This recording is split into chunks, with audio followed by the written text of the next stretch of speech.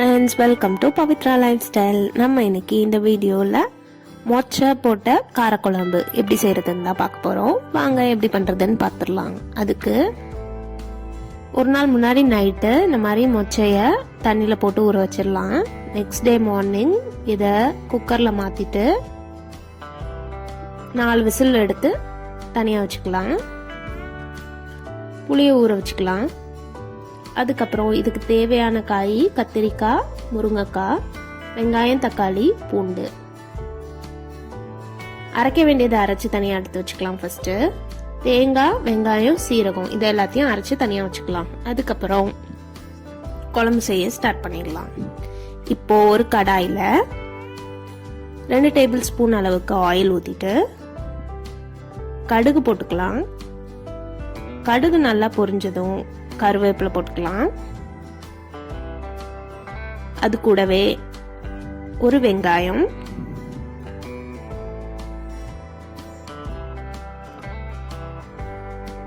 லைட்டா golden brown ஆனதும் தக்காளி கட் பண்ணி வச்சிருக்கிறத ஆட் பண்ணிக்கலாம். அது கூடவே பூண்டு.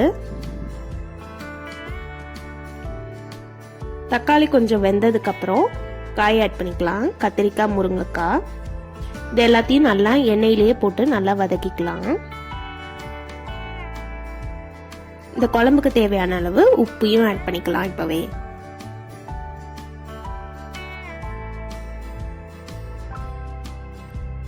காய் கொஞ்சம் நல்லா எண்ணெயிலே வதங்கி வந்ததுக்கு அப்புறம்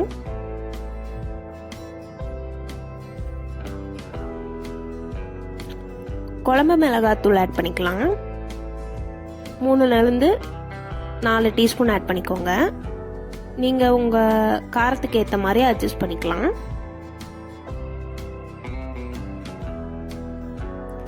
அது கூடவே நம்ம தேங்காய், வெங்காயம், சீரகம் அரைச்சி வச்சுருந்தோம் இல்லையா, அதையும் ஆட் பண்ணிக்கலாம். எல்லாத்தையும் ஒரு வாட்டி கலந்து விட்டுட்டு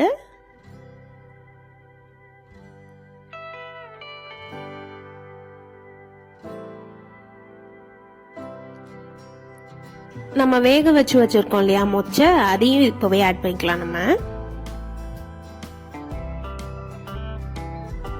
அந்த தண்ணியை தூர ஊத்தக்கூடாது, இதுக்குள்ளேயே ஊத்திடலாம்.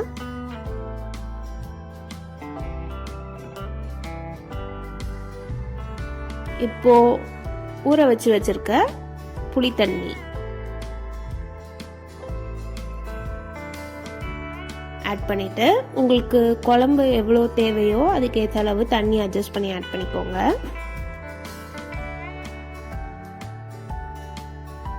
அதுக்கப்புறம் நல்லா கொதிக்கட்டும்.